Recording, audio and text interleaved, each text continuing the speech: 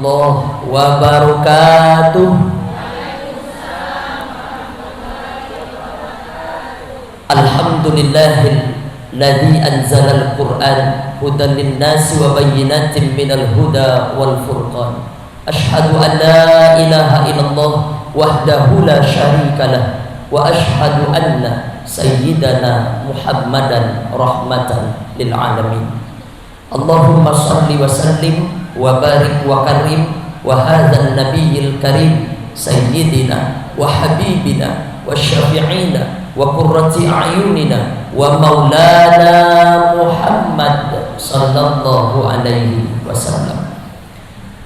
Tuan guru kita Ustaz Daud Al-Bukhari SPD yang kita muliakan, kemudian tuan guru kita Ustaz Rio Arafat Al-Hafiz yang kita muliakan, kemudian Ummul Mujahidah dan pimpinan-pimpinan Mujahidah serta Mujahidah Al-Adabul Quraniyah Kota Batam dan seluruh jamaah yang hadir pada pagi hari ini.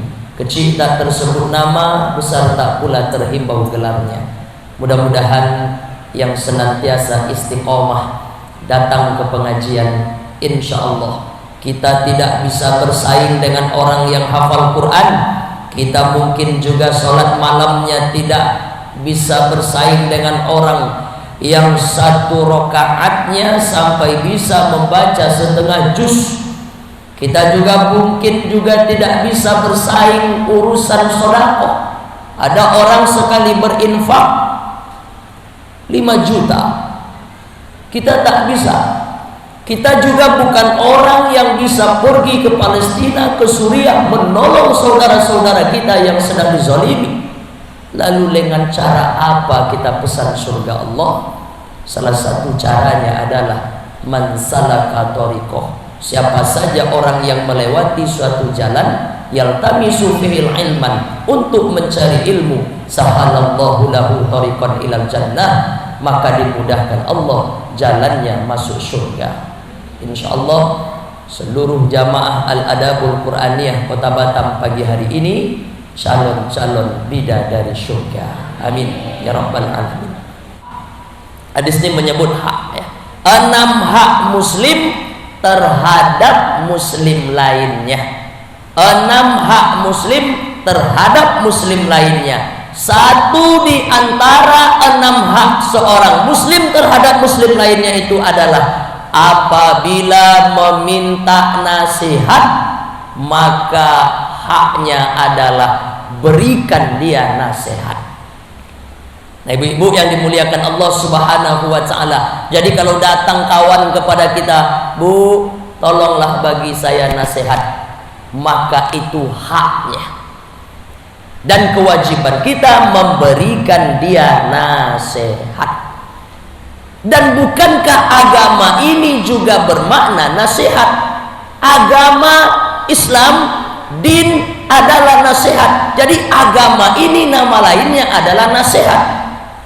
Maka nasihat itu di dalam bahasa Arab bermakna ketulusan dan keikhlasan. Selama ini kan kita biasa aja tuh nasihat. Padahal makna nasihat itu teramat dalam. Maknanya adalah keikhlasan dan ketulusan. Dan agama ini disebut dengan nasihat. Maka nasihat ini penting. Makanya kalau ada seorang muslim, seorang muslimah, kawan kita meminta nasihat dari kita, maka wajib kita memberinya nasihat sebatas semampu yang kita ilmui. Paham ya?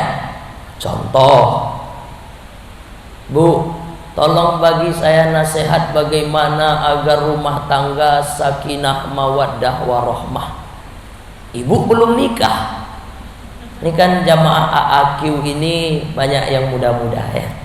Kayaknya tuh senang Ustadz Rio datang karena banyak yang muda-muda bercanda. Nah, gimana itu? Maka boleh kita menjawab, "Maaf ibu, saya belum nikah. Ibu minta nasihat pada saya tentang pernikahan. Mohon maaf saya belum nikah." Itu bijaksana. Tapi kalau ibu sudah menikah, sudah punya anak 4, diminta orang, Bu, gimana cara mendidik anak supaya dia rajin baca Quran? Ibu punya anak ternyata seorang qori, ibu punya anak ternyata qori'ah, ibu punya anak memanglah anak itu penghafal Quran. Datang kawan ingin minta nasihat dari ibu, wajib ibu memberikan nasihat. Jelas ya? Yang 5 lagi apa Pak Ustaz? Nanti di lain waktu kita bahas. Satu di antara hak muslim terhadap muslim yang lain, manakala dia datang ingin meminta nasihat, maka kita memberikannya nasihat. Maka adab yang akan kita bahas pagi hari ini adalah adab menasehati orang dalam Islam. Itu judulnya. Tanpa kita sadari, kita ini memanglah setiap hari suka memberi orang nasihat, betul? Tapi apakah pemberian nasihat kita itu sudah berada pada adab-adab yang benar? Mari kita cek. Yang pertama, adab menasehati orang dalam Islam. Yang pertama adabnya adalah meluruskan niat, membersihkan hati, dan menempatkan diri kita seolah-olah pada orang yang kita nasihati itu. Kalau tidak begini caranya, maka pembicaraan kita itu tidak ada hikmahnya. Pembicaraan itu tidak ada kesan di hatinya. Manakala kita memberikan orang nasihat, nasihat itu tulus, nasihat itu dari hati yang bersih, nasihat itu dari kolbu yang dalam, dan menempatkan diri kita seolah-olah ada pada posisinya. Ini yang pertama. Jadi kita tidak menasehati orang hanya dengan hawa nafsu sesaat, ya. Maka para alim, para ulama, kalau orang datang meminta nasihat, dia merenung dulu sebentar, tak langsung. Kita punya guru, kita punya Buya, insyaallah lain waktu dan kesempatan akhi, mudah-mudahan Buya kita bisa bergabung ya. Buya Haji Muhammad Busro Al-Khalidi MA, yang mungkin beberapa fotonya jamaah sudah tahu. Beliau kalau datang orang meminta nasihat, tak langsung beliau memberikan, dia merenung dulu. Kami yakin saat dia merenung itu, dia sedang memposisikan diri pada diri orang yang sedang meminta nasihat. Paham ibu maksudnya? Nah, misalnya kawan minta nasihat tentang bagaimana, misalnya nih dia punya anak, anaknya nih kerjaannya melawan aja sama dia, anaknya ini durhaka sama dia, anaknya ini tak mau ikut perintah maknya. Sedih hatinya, berurai air matanya saat menceritakan itu. Maka ibu mesti tempatkan, andai saya yang ada di posisi ibu tuh, kira-kira apa yang akan saya lakukan. Itu maksudnya. Jadi adab pertama dalam Islam menasehati orang, meluruskan niat, membersihkan hati, dan menempatkan diri kita pada diri orang yang sedang ingin dinasehati. Satu. Yang kedua, apa kata Imam Asy-Syafi'i? Namanya Muhammad Idris Asy-Syafi'i. Yang paling tua Imam Hanafi, yang nomor 2 Imam Maliki, yang nomor 3 Imam Syafi'i, nomor 4 Imam Hambali. Dan di kota Batam banyaklah kita ikut mazhab Imam Syafi'i, betul? Ibu kalau sholat menyebut usolli fardhu subhi rakaataini adaan lillahi ta'ala, itu ada pada mazhab Imam Syafi'i, ya, mustahab, dianjurkan. Tapi dalam mazhab Imam Hanafi tak pakai itu. lanjut aja, tak ada usoli-usolinya. Allahu Akbar. Kata Imam Asy-Syafi'i, kalau engkau menasehati aku di saat sendirian, itulah nasihat yang sesungguhnya. Tapi kalau engkau mencakapkan aku, menasihati aku di tengah keramaian, maka sesungguhnya itu satu kehinaan.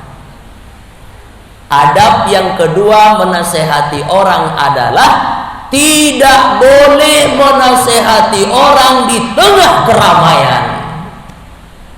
Ayo, mana di antara kita yang selama ini tak mau tahu, mau di tempat seperti apapun, dalam keadaan apapun, dengan alasan saya ini apa adanya, tak pakai, tak bisa. Kan banyak ibu-ibu tuh, saya beginilah adanya Pak Ustadz. Memang saya apa adanya Pak Ustadz. Kalau nggak suka saya sebut langsung Pak Ustadz. Maaf, apa kata ulama? Termasuk 4 kebodohan seseorang. 4 seseorang itu bisa dikatakan bodoh apabila yang 4 ini ada padanya. Yang pertama, percaya pada semua orang. Jadi kalau ibu tuh tak ada filternya, tak ada saringnya, siapapun yang ngomong, siapapun yang ngajak, siapapun yang bicara, percaya aja. Ini orang yang mudah percaya aja sama orang. Kata ulama, orang yang percaya pada semua orang itu tanda dari satu kebodohan. Yang kedua, tanda bodohnya seseorang apabila dia suka menceritakan dosanya sendiri. Makanya kata ulama, kalau buat dosa sendiri aja, jangan dicurhatkan sama orang, jangan diceritakan sama kawan. Kalau membuat dosa sendiri aja. Jadi orang yang bodoh itu siapa? Orang yang suka menceritakan dosanya. Jelas? Yang pertama, orang yang bodoh, orang yang percaya pada semua orang. Yang kedua, orang yang bodoh kata ulama, yang suka menceritakan dosanya sendiri. Yang ketiga, orang yang bodoh itu adalah orang yang mudah marah tanpa sebab. Nah, ini mana ibu-ibu yang sikit-sikit marah, sikit-sikit merah wajahnya, sikit-sikit merah telinganya, sikit-sikit suuzon sama orang. Orang yang mau marah-marah aja, tak ada sebab, itu tanda dari kebodohan padanya. Sudah berapa? 3. Tanda bodohnya seseorang kata ulama itu kalau 4 ini ada padanya, atau salah satu di antara yang 4. Yang pertama, mudah percaya pada semua orang. Makanya kita kalau mendapat kabar, kata Allah, kalau engkau mendapatkan satu kabar, fatabayyanu, tabayun, cari kebenarannya. Jadi tak mudah percaya. Bu, apa? Tadi saya tengok suami ibu membonceng orang pakai motor. Ibu langsung marah. Ibu langsung percaya aja. Rupanya suami ibu punya kerja sampingan. Habis ke kantor dia Grab atau Gojek. Nah, kan kita mesti tanya dulu, Bang, tadi abang bonceng orang, betul? Abang apa maksudnya? Saya ngojek. Oh. Tapi kalau ada orang yang suka datang berita, percaya. Datang orang ini bawa isu, langsung percaya. Itu tanda dari kebodohan. Yang kedua, orang yang bodoh itu kalau dia, apa tadi yang kedua?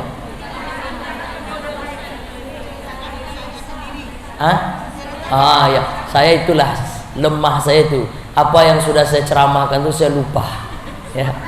Nah, menceritakan kelemahan, bukan kelemahan, dosanya sendiri.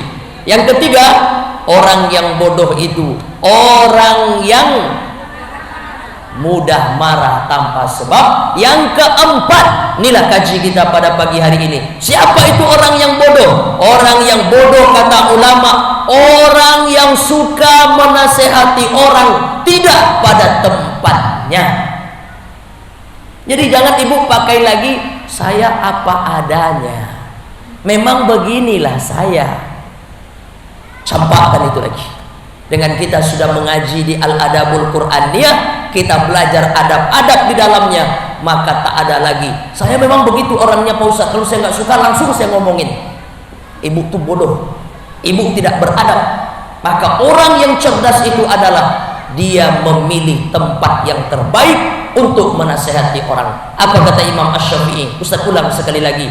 Kalau ada orang menasehatiku di saat sendirian, itulah nasihat yang sesungguhnya. Tapi kalau ada orang yang menasehatiku di tengah keramaian, maka sesungguhnya itu satu kehinaan. Maka kita merendahkan orang, menghina orang, menyepelekan orang kita namanya. Contoh, ibu habis sholat berjamaah di masjid, nampaklah kaki kawan saat dia sujud satu terangkat, padahal 7 anggota badan menempel ke tanah, ke lantai. Saat itu entah apa sebabnya terangkat kakinya satu. Lepas sholat langsung ibu ngomongin di tengah keramaian, Bu, itu salah loh. Malu nggak dia? Malu. Maka bagaimana adab menasehati orang? Cari momen yang tepat. Seperti apapun nampak kawan salah oleh kita. Ada jamaah ini kadang dia pergi pengajian saltum, salah kostum. Apa contohnya? Tak matching jilbab sama bajunya. Kan kadang ada ya, dia mungkin karena saking sibuknya terpakai sama dia warna ini dan warna ini, kalau ditengok tak indah. Nah itu di tengah-tengah majelis jangan ibu langsung ngomongin, Bu, tak matching ini. Alangkah malunya. Yang paling hebat itu gimana? Ibu berusaha melindunginya. Dalam hati, Masya Allah, beradab sekali. Maka kata Imam Syafi'i, jangan menasehati orang di tengah keramaian, karena itu satu kehinaan baginya. Sudah berapa? 2. Maka mulai dari sekarang ibu jangan masuk dalam barisan orang yang bodoh, orang yang dengan semangat, bermodalkan semangat saja ingin menasihati orang. Niat baik ibu bagus, tapi ibu disebut ulama bodoh. Karena orang bodoh itu satu di antara yang 4 yang suka menasehati orang tanpa mengenal tempat. Jadi sekarang tak pakai lagi ya ibu yang suka mengatakan, memang begitulah saya Pak Ustadz, saya ini apa adanya Pak Ustadz dalam masalah ini. Tak pakai itu, tak beradab kita kata orang. Dan kata ulama lebih perih lagi bahasanya, itu orang yang bodoh.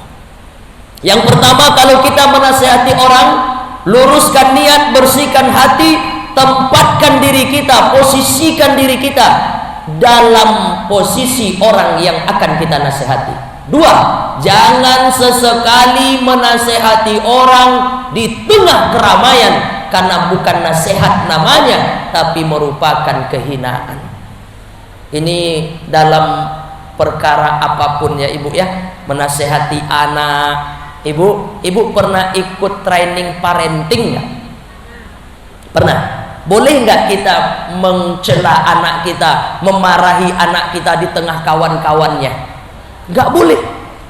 Akan mendendam seumur hidup bagi anak, akan tergores hatinya sampai mati. Dia ingat, dulu waktu saya umur 6 tahun, ada yang paling menyakitkan hati saya. Apa itu? Di tengah keramaian kawan-kawan berkumpul, emaknya mencaci maki, menghina, mensumpah serapah anaknya, walaupun tujuan emaknya baik ya. Kalau pada anak kita sendiri saja tak boleh macam itu, apalagi kepada orang lain. Luka hati orang, tersinggung teramat dalam. 3 terakhir, sebenarnya bukan 3 ini aja ya, tapi karena kita terbatas waktu, lain waktu kita sambung. Yang ketiga, adab menasehati saudara kita dalam Islam mestilah memakai memilih bahasa yang santun dan lembut. Para ulama tidak hanya santun dan lembut, bahkan mereka mencari sebuah kiasan. Dan ini dicontohkan oleh Rasulullah. Apa kata Nabi? Andai di dekat rumah kalian ada sungai, kemudian kalian mandi 5 kali sehari di sungai itu, apakah kira-kira masih ada kotoran di badanmu? Kata Nabi. Di dekat rumah ada sungai, kalian mandi 5 kali di sungai itu, kata Rasulullah, apakah badanmu akan masih tersisa kekotoran? Kata sahabat, enggak ya Rasulullah, 5 kali. Ada ibu mandi 5 kali sehari. Paling banyak 3 kali ya, paling banyak 2 kali, bahkan mungkin ada sekali, bahkan ada tak hobi mandi. Saya tak hobi, saya mandi itu Pak Ustaz. Karena ada ibunya dia tak hobi mandi ya. Orang yang mandi tiap hari itu yang hobi aja Pak Ustaz. Nah, kata Nabi, kalau ada sungai dekat rumahmu kemudian kau mandi berendam di sana 5 kali sehari, apakah masih ada kekotoran yang tersisa? Kata sahabat, enggak akan ada ya Rasulullah. Macam itulah sembahyang, macam itulah sholat. Pagi kalian mandi, siang mandi, sore mandi, mau terbenam matahari mandi, hilang syafaq merah, lahirlah gelapnya malam, mandi lagi, subuh nanti datang mandi lagi 5 kali. Pagi mandi, siang mandi, sore mandi, maghrib mandi, malam mandi, isya maksudnya. Masihkah ada kotor pada dirimu? Enggak ada. Begitulah solat mensucikan kita dari segala macam dosa dan maksiat yang pernah diperbuat. Maka antara waktu solat ke waktu solat berikutnya, pembersihan dosa-dosa. Kira-kira kalau macam itu orang menasehati kita, masuk nggak ke kolbu kita? Ya. Coba kalau nasihati orang, Bu, sini. Ibu nih memang tak tahu diuntung ya. Dah berapa umur? 40 kan. Belum juga lagi sembahyang, mati aja lagi. Ada orang mau dinasihati macam tuh, yang ada dendam di hatinya. Tengoklah nanti, ada kesempatan saya katai-katai juga, saya caci maki juga. Niat ibu tadi baik, tapi coba kalau kawan nanya, Bu, ngapain ibu macam tuh ngomong? Saya nasihati dia, kok begitu caranya? Memang beginilah saya apa adanya. Maaf ya, saya udah capek mendengar bahasa-bahasa seperti itu. Dengan nggak tahu itu kalam siapa, entah kalam ulama siapa itu, nggak ada. Memang beginilah saya apa adanya. Itu nggak masuk tuh dalam kalam agama. Nggak ada itu diajarkan Nabi. Ulama-ulama pun nggak ada. Nih Ustadz Daud Bukhari ini ngaji tasawuf mendalam kajinya. Ada ulama sufi macam tu akhi. Memang beginilah saya apa adanya. Nggak ada. Kan kita suka gitu ya. Memanglah ibu tuh baik ya. Dia tuh apa adanya loh. Tidak. Maka kita belajar adab. Adabnya gimana? Nasihati orang dengan bahasa yang lembut, dengan bahasa yang santun. Kalau bisa ibu lebih cerdas lagi, memakai kiasan-kiasan, contoh-contoh yang seperti ditauladankan Rasulullah sallallahu alaihi wasallam. Datang orang menasihati seorang pemimpin, Harun ar-Rasyid. Datang orang, hai Khalifah Harun ar-Rasyid. Dia menasihati Harun ar-Rasyid di tengah masyarakatnya. Tegak Harun ar-Rasyid. Apa kata Harun ar-Rasyid? Nabi Musa dan Nabi Harun diperintahkan oleh Allah menemui Fir'aun untuk menasihati. Diperintahkan Allah tetap memakai bahasa yang baik, yang lembut, yang santun. Tengok, seorang laki-laki raja di raja yang mengaku dirinya Tuhan. Datang Musa dan Harun diperintahkan Allah, masih lagi meminta untuk dengan bahasa yang santun dan lembut. Aku tidaklah sezalim Fir'aun, kata Harun ar-Rasyid, dan engkau tidaklah sebaik Musa. mengapa macam ini betul engkau menasehati aku di tengah masyarakatku yang ramai ini. Nah, ibu-ibu yang dimuliakan Allah Subhanahu wa taala,